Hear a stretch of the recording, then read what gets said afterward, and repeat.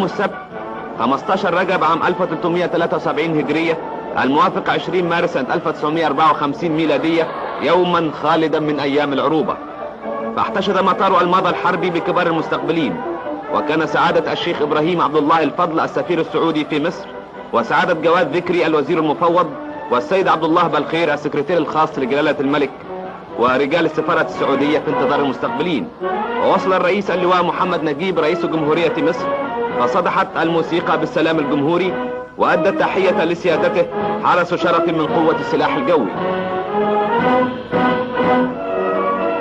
وقصد الرئيس يرافقه السيد عبد اللطيف الجزار مدير شؤون البعثات العسكرية السعودية في مصر، إلى حيث اصطف طلبة هذه البعثات استعرضها الرئيس. وتوافد على المطار الكبراء والوزراء يتقدمهم البكباشي جمال عبد الناصر والسادة أعضاء مجلس قيادة الثورة، فحيوا سيادة الرئيس وكبار المستقبلين. ووصل السيد شكري القواتلي رئيس الجمهورية السورية الأسبق، فقوبل بما يليق بمقامه من احترام.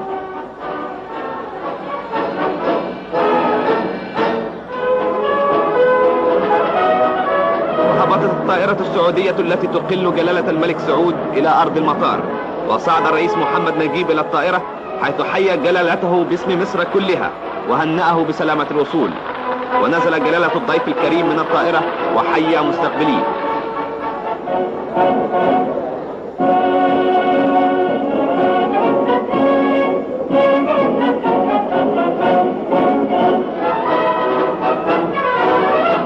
ثم استعرض جلالته حرس الشرف يحيط به سيادة الرئيس واللواء أركان حرب عبد الحكيم عامر القائد العام للقوات المسلحة. وتقدم السادة أعضاء مجلس قيادة الثورة إلى حضرات أصحاب السمو الأمراء السعوديين، فحيوهم وهنأوهم بسلامة الوصول. وصافح جلالة الضيف العظيم كبار مستقبليه وحياهم فردا فردا.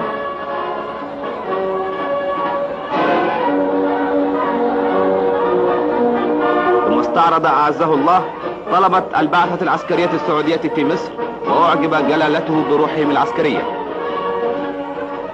وحيا جلالته بعد ذلك طلبة البعثات العلمية السعودية. وتحرك الموكب الرسمي إلى القصر الجمهوري مخترقا شوارع القاهرة المزدنة بالأعلام وأقواس النصر، والتي احتشدت فيها الآلاف من المواطنين لتحية جلالة الضيف العظيم. ووصل الموكب الرسمي إلى القصر الجمهوري.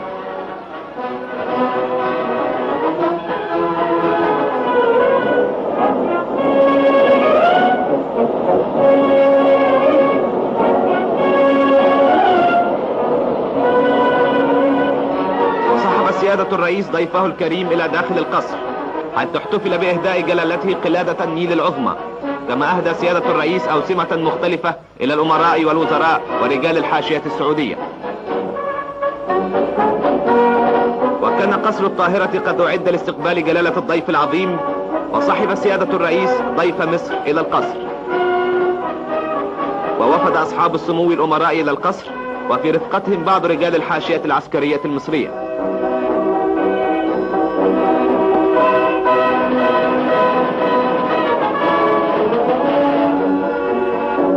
غادر سيادة الرئيس قصر الطاهرة مودعا أجمل توديع. وبعد الظهر أقبل على قصر الضيافة طلبة البعثات العلمية والبعثات العسكرية السعودية في مصر لتحية جلالة الملك سعود آل سعود.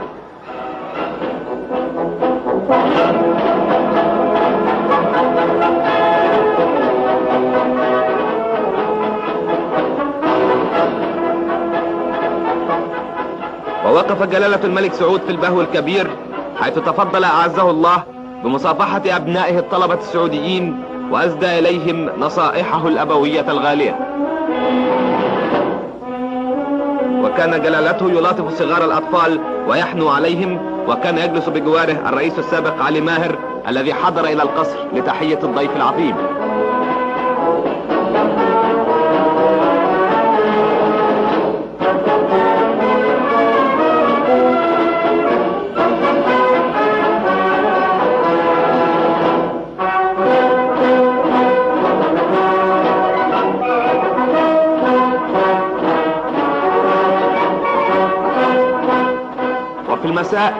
صاحب سيادة الرئيس ضيفه العظيم إلى القصر الجمهوري لحضور الحفلة الساهرة الكبرى التي أقيمت لجلالته. وقد دعي إلى هذه الحفلة حضرات أصحاب السمو الملكي الأمراء السعوديين، ووصل إلى القصر البكباشي جمال عبد الناصر والسادة أعضاء مجلس قيادة الثورة وحيوا جلالته وأصحاب السمو الأمراء.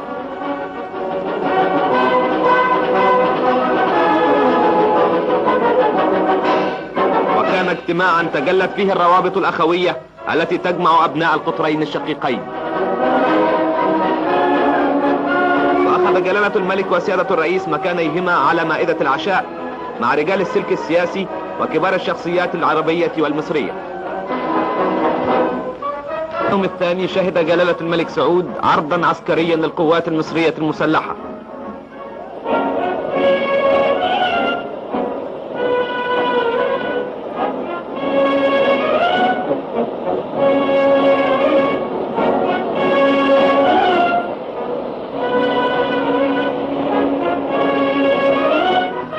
وتصدر عاهد الجزيرة والرئيس محمد نجيب المنصة الرئيسية يحيط بهما أصحاب السمو الأمراء ورجال السلك السياسي وأعضاء مجلس قيادة الثورة ورئيس هيئة أركان حرب الجيش المصري.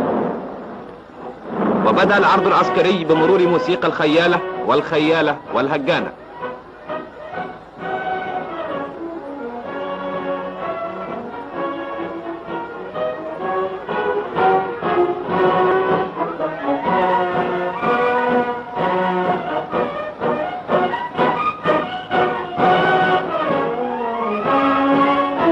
الموسيقات المتجمعة.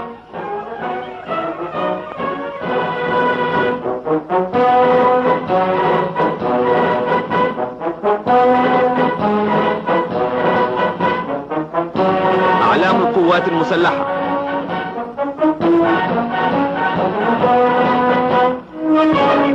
قوات رمزية مترجلة تمثل مختلف الوحدات. الكلية الحربية، الكلية البحرية،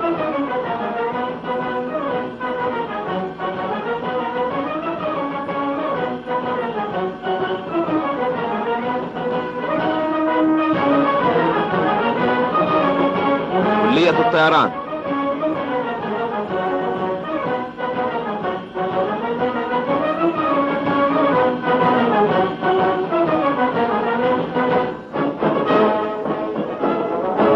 وحدة من جنود المظلات،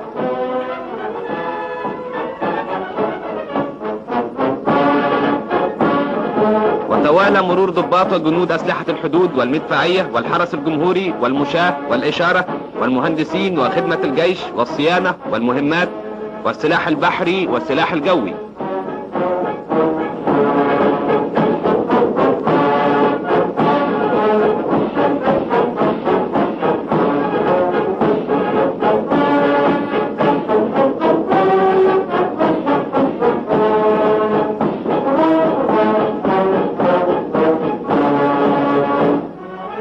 ومرت بعد ذلك القوات الميكانيكية، فصارت قوات رمزية تمثل أسلحة الفرسان والمدفعية والإشارة والمهندسين وخدمة الجيش. وكان هذا العرض العسكري دليلا على نهضة مصر ورمزا لقوة جيشها وبرهانا ساطعا على ما يتمتع به من روح عسكرية وثابة ونظام رائع بديع ولا غرو، وهو جيش مصر الجمهورية، مصر المتطلعة دائما إلى الأمام، وعلى تدعيم وحدة العروبة دائما إلى الأمام، وعلى تدعيم وحدة العروبة لتحقق للشرق مجده وعزه وكرامته. لقد آن للدول العربية المتحدة المتكاتفة أن تذكر العالم أجمع بماضيها المجيد.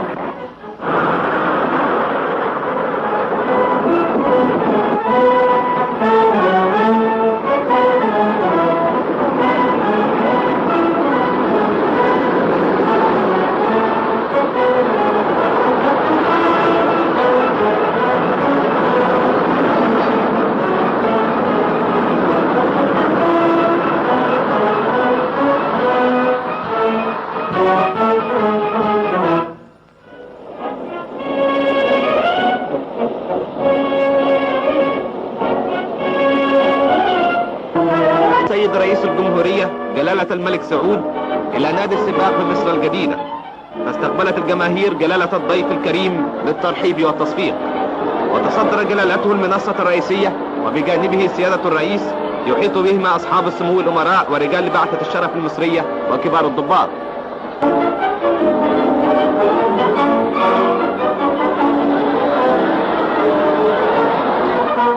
في صباح اليوم الثالث وصل الضيف الكبير والرئيس محمد نجيب في سيارة مكشوفة إلى مصنع الطائرات الحربية بألماظة. عزفت الموسيقى السلام السعودي، وأدى التحية العسكرية حرس شرف من القوات الجوية. راح جلالته قليلا في السرادق،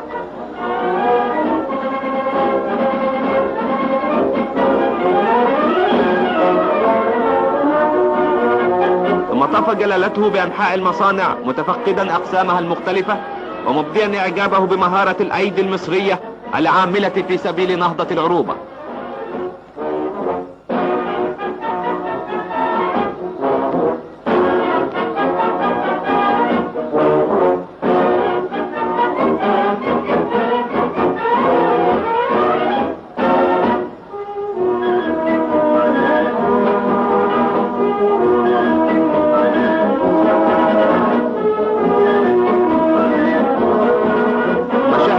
بعد ذلك الطائرة الجمهورية، وهي إحدى الطائرات التي قام المصنع بإنتاجها، وقدم لجلالته نموذج لإحدى طائرات التدريب التي أوصت المملكة العربية السعودية بصنعها في هذا المصنع.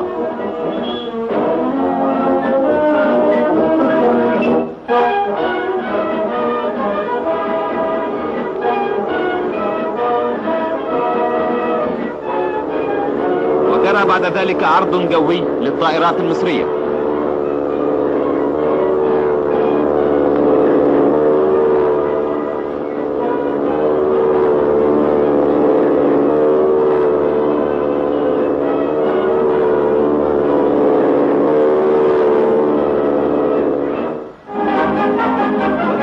الملك سعود لزيارة منطقة الأهرام لمشاهدة جزء من آثار مصر الخالدة، وقد صحب جلالته الرئيس اللواء محمد نجيب، حيث كان في انتظارهما كبار الشخصيات. وطاف جلالة الملك باستراحة الأهرام مشاهدا ما فيها من تحف فنية.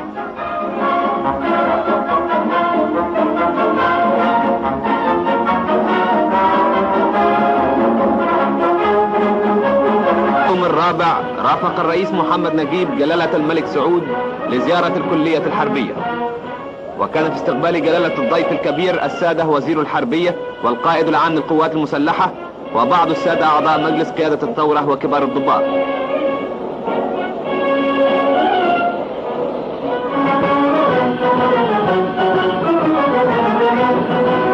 تفقد جلالته حرس الشرف من طلبة الكلية الحربية.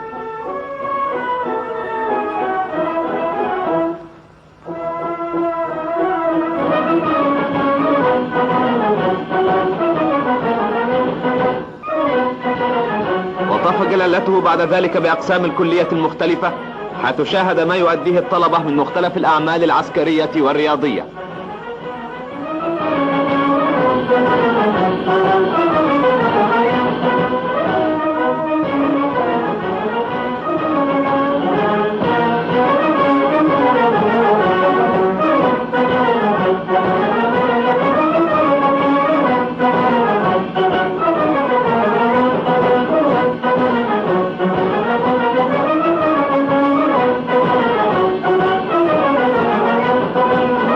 جلالته الشرفة التي تتوسط مدرجات ملعب اتحاد القوات المسلحة لمشاهدة العرض العسكري، وقد اشترك في هذا العرض الطلبة السعوديون المنتسبون للكلية الحربية المصرية.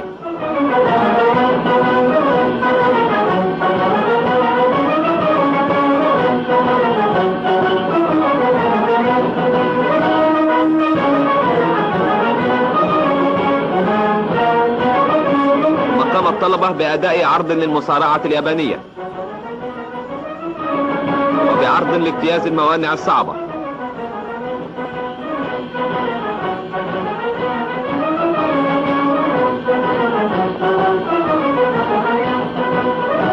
وطريقة التدريب على الاقتحام بالسمك.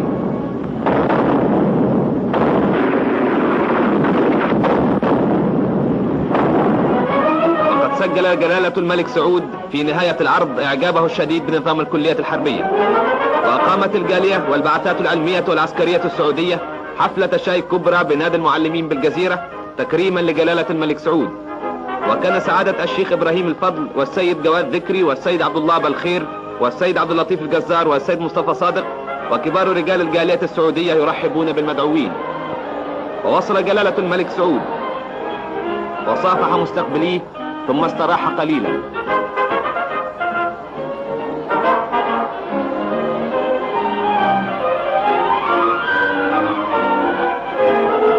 ثم وصل الرئيس محمد نجيب ورافق جلالة الضيف الكبير إلى قاعة الاحتفال بين الهتافات المدوية بحياة القطرين الشقيقين.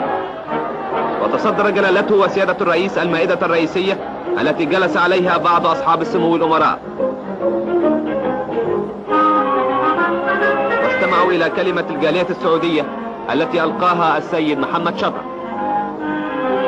ولقد كانت هذه الحفلة دليلا على المودة والمحبة المتبادلتين بين المملكة العربية السعودية وجمهورية مصر.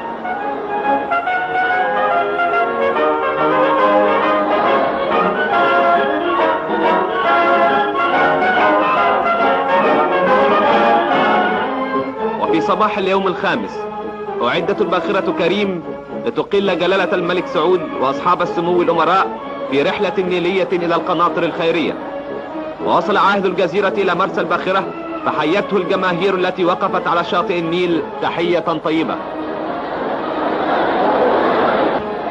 وأقلعت الباخرة إلى القناطر الخيرية بين هتافات الجماهير وعزف الموسيقى.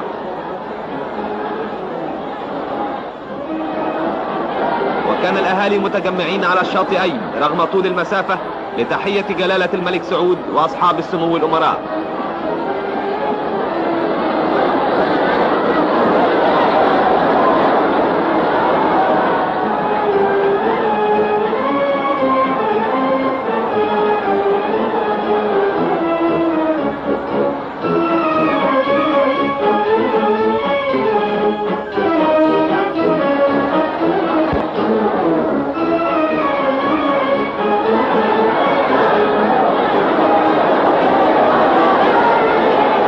هكذا كانت زيارة الملك سعود عاهل المملكة العربية السعودية لمصر الجمهورية فرصة تجلت فيها مظاهر الوحدة والأخوة بين قطرين جمع بينهما منذ قديم الأزل الدين واللغة والعروبة.